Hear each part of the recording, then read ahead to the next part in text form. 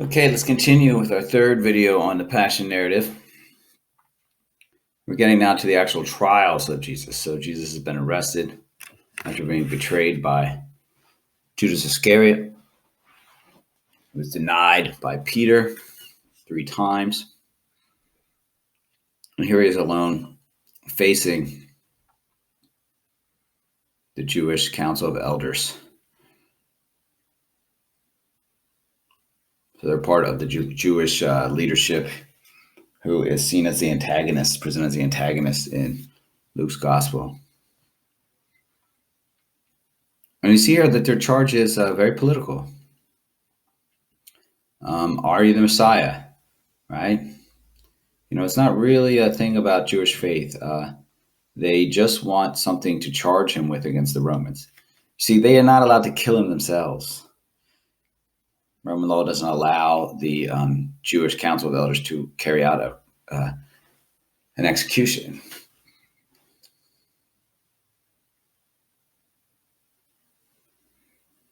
So they're going to try to get it. If they can get him to say he's the Messiah, then they can get him to say that he's saying he's the king of Israel, which would mean he's saying that Caesar, the Roman emperor, is not the king, right? It would be an act of treason. They could say this guy's trying to rebel against Rome. The penalty for that? Death. Death by crucifixion. They hang you on a cross until you die, usually by suffocating because you can't lift yourself up to breathe anymore and your lungs collapse.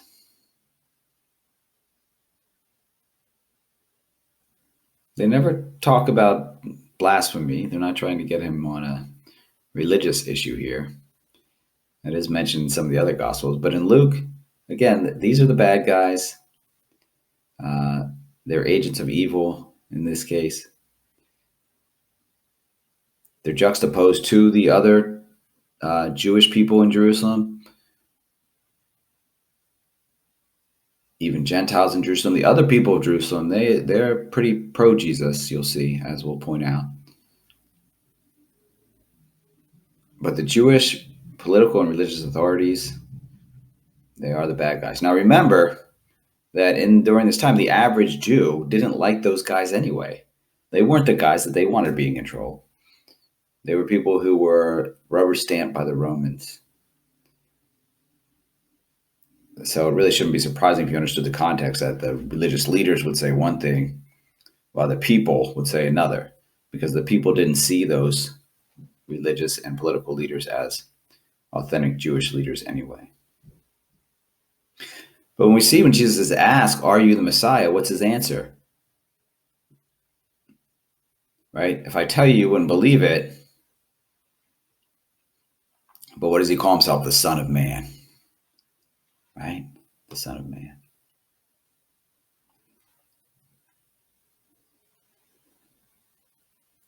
So again, he's identifying there with the suffering servant, the one who will die for the people, not the Messiah that they think of, the one who's going to kill all the Romans and give them political independence.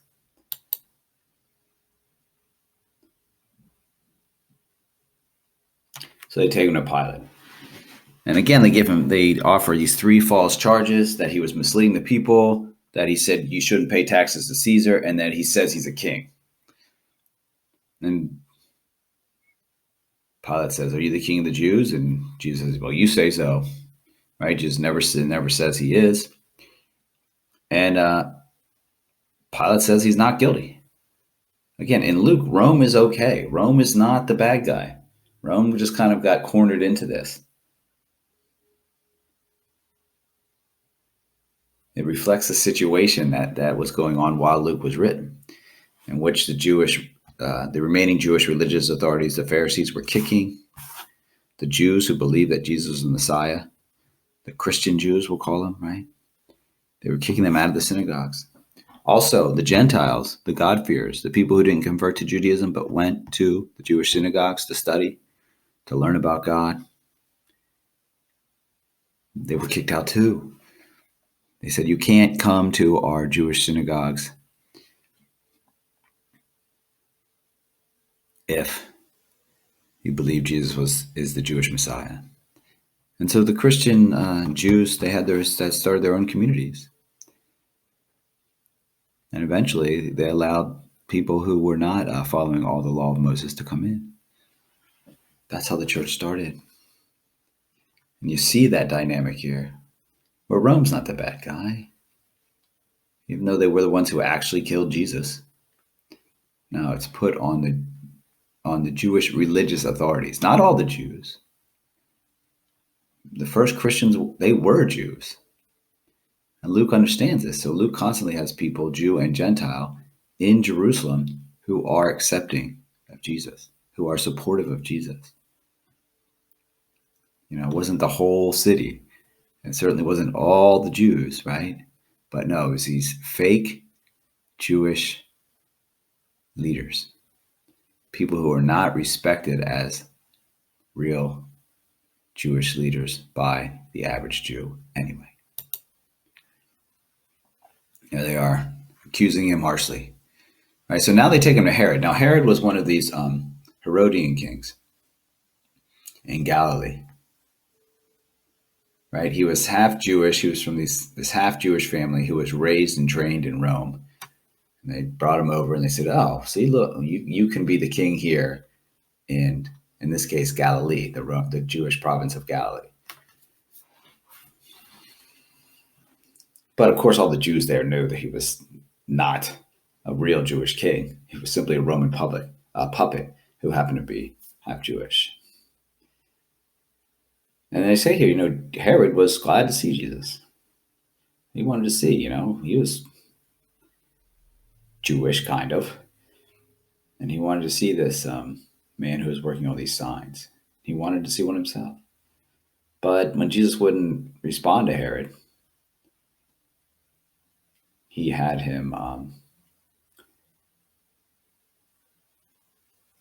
treated poorly and mocked. They dressed him up like a fake king, and they sent him back to Pilate. And they became friends.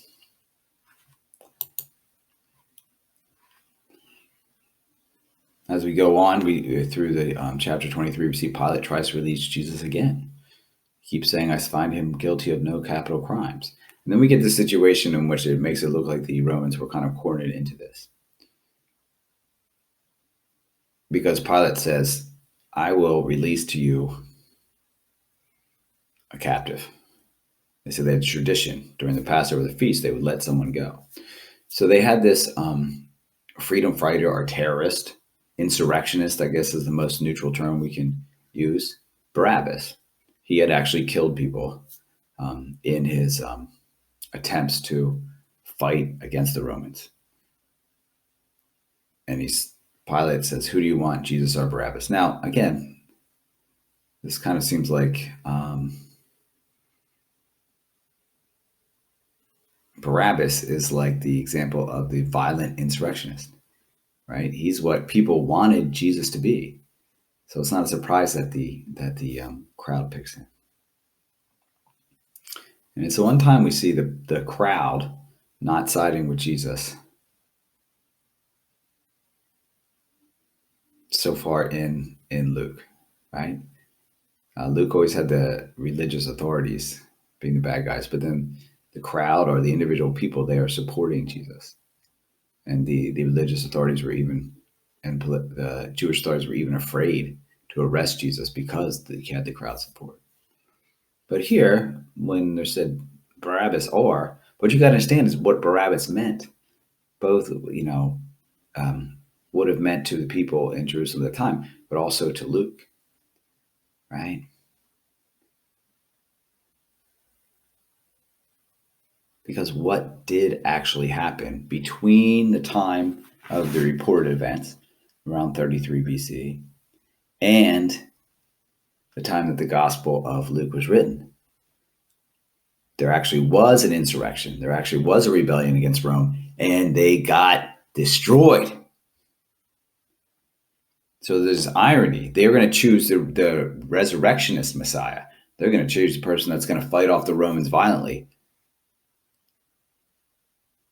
And the people hearing the gospel The people in Luke's time all know what a terrible mistake that was.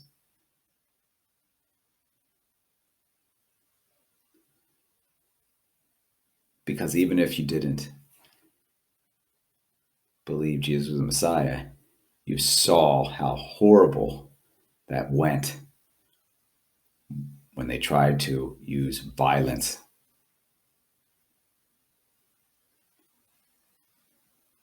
to give themselves political independence, right? Now, like I said, this is what people wanted from Jesus. This is kind of messianic king they wanted, a warrior, like they had with the Maccabees brothers, like they had with King David. They wanted to fight, to slay the Romans, to run them out.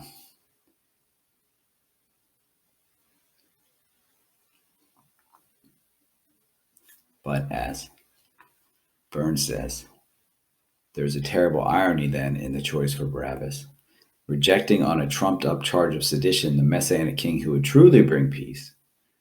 And you will see that in Acts, in the early Jerusalem community. There really is this kingdom of heaven on earth, the early Jerusalem church. But instead of the peaceful king, who do they want? The violent, the murderer, the one who's going to fight against the Romans, the us versus them mentality, right? That is not the generosity of God. Our people are going to run out the other people. We're going to kill the bad guys. That's not the generosity of God. So it's a symbolic choice here, right? We'll see Jesus loves the Romans too. We saw him heal. We saw him heal the servant of the centurion. And we're going to see the Romans start responding to Jesus too in this gospel, starting to share in the generosity of God. So as Jesus is then convicted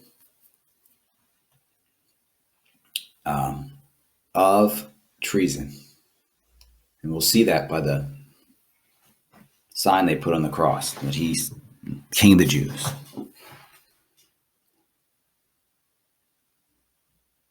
Even as shady as his trials were, he's going to get executed by the Romans, right?